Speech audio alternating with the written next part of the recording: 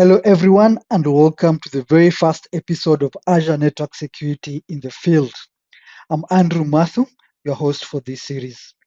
This is a brand new series where we dive into topics across Azure Network Security, covering Azure Firewall, Azure Web Application Firewall, Azure DDoS Protection, and Azure Bastion.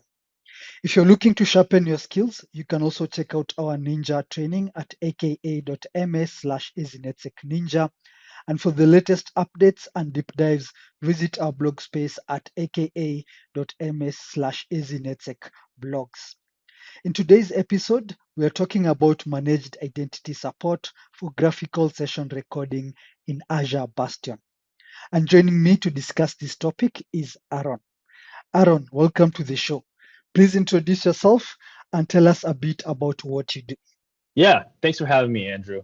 Yeah, like Andrew said, my name is Aaron. I'm the PM for Azure Bastion, and I work primarily on security features and building AI-enabled products. So excited to talk about managed identity support, especially for graphical session recording, and once again, happy to be here. Awesome. Thank you, Aaron, and we really look forward to it. So let's just go right into it. So let's begin at the beginning. For customers who may be new to Azure Bastion, what is Azure Bastion and what problem does it solve? Yeah, so in a nutshell, Azure Bastion solves a pretty fundamental problem inside cloud security. So we asked the question, how do you let people securely access virtual machines without exposing them to the internet? Now, traditionally, you'd open up RDP or SSH ports, which creates a huge attack surface. And what Bastion does is that it removes that entirely. So it provides a secure browser-based or native client access over TLS, so your VMs don't need public IPs at all. And with that, you get seamless access, but without putting your infrastructure at risk. Okay, nice.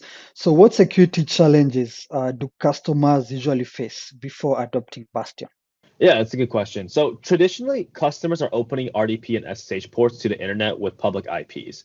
So if you think on an enterprise level, when there are thousands of VMs, that's a large attack surface, and any additional controls you want to make, like NSGs, would be a lot of overhead.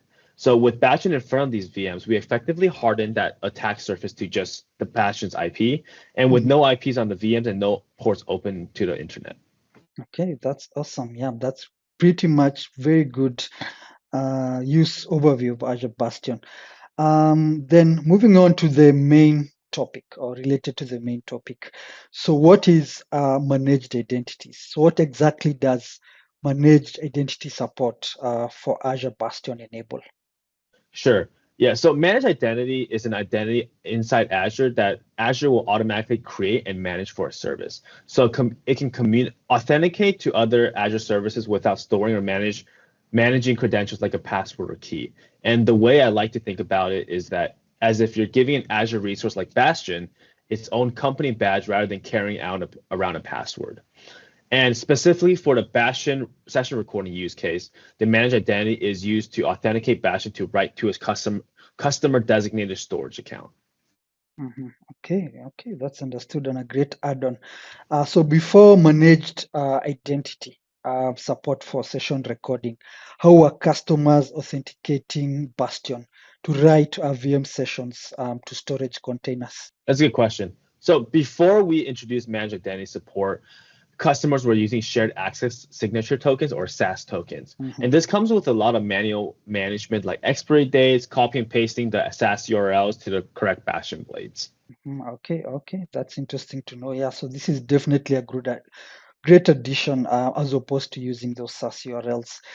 And then from a zero-star trust standpoint, why is this such a significant enhancement? Yeah, so managed identities provides a couple benefits to the customer. From a security standpoint, using managed identities provides an identity-based authentication to write to the storage account. Whereas with a SaaS URL, whoever slash whatever has the SaaS URL, regardless of identity, could access and write to the storage account.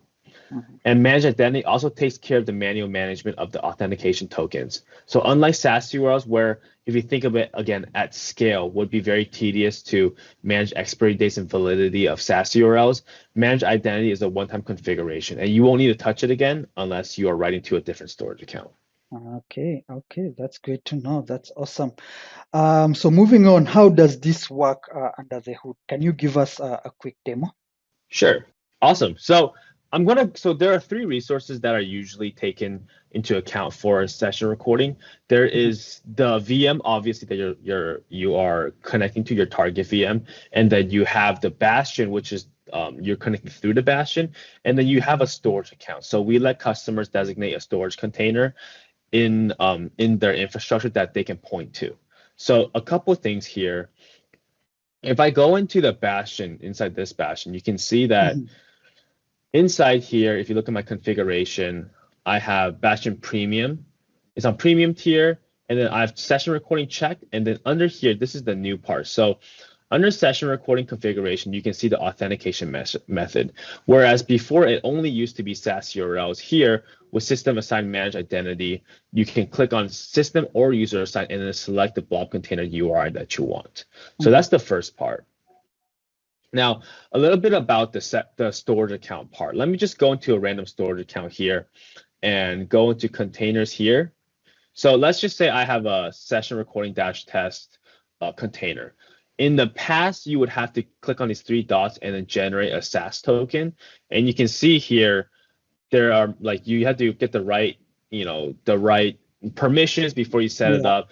We set start and expiry dates. So here, I believe if you can only set a week out. So yeah, if you set it outside of a 7-day time frame, then you have to renew it again. So even if you were to set a 7-day time frame, for example, you would have to come in and you would have to basically recreate the SaaS token, recreate the expiry dates, and then even with that, you would have to go back into the Bastion blade and then basically authenticate it with the Bastion again. So you see there's a bunch of tedious back and forth that you have to communicate between the storage account and the Bastion. So with managed identity, the UI part is one part I'm a big fan of, because if you go into the Bastion Premium here, you can see that we have a new identity preview. So this feature is in preview now.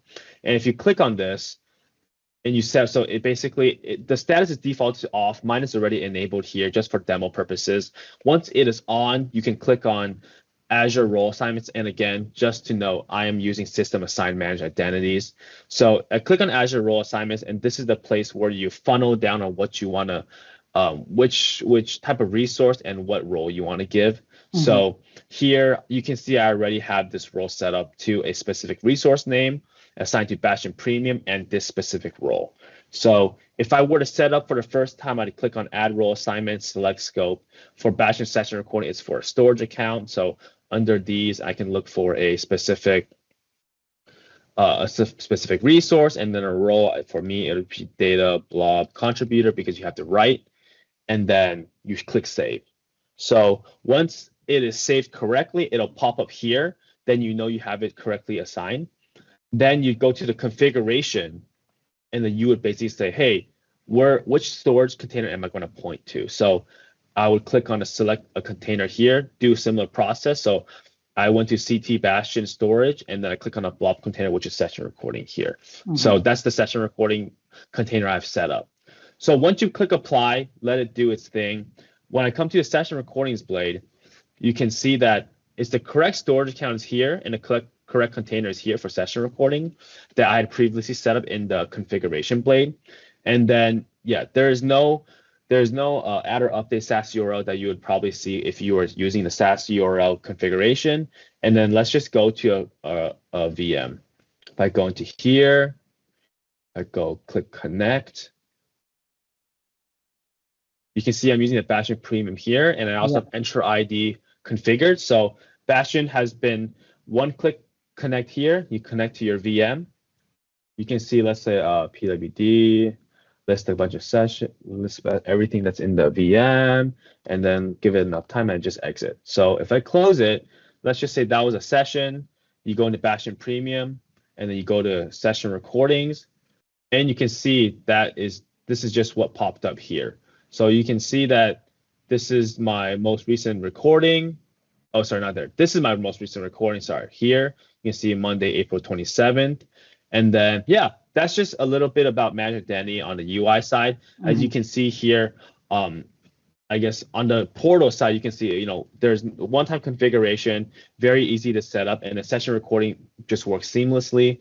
And then behind the hood, it's identity-based authentication. So a storage account Bastion is writing to a storage account versus giving an arbitrary, a identityless based token for authentication. So that in a nutshell is how we've implemented managed identities.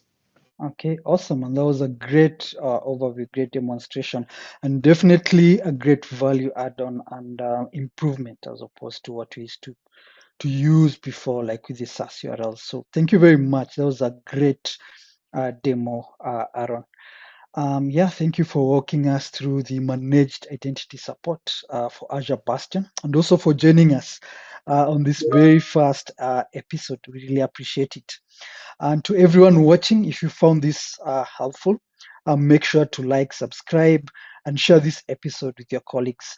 Remember, you can access our Ninja training at aka.ms/easynetsec and our blogs at aka.ms/easynetsec blogs to keep on learning. Thank you once more and see you on the next episode.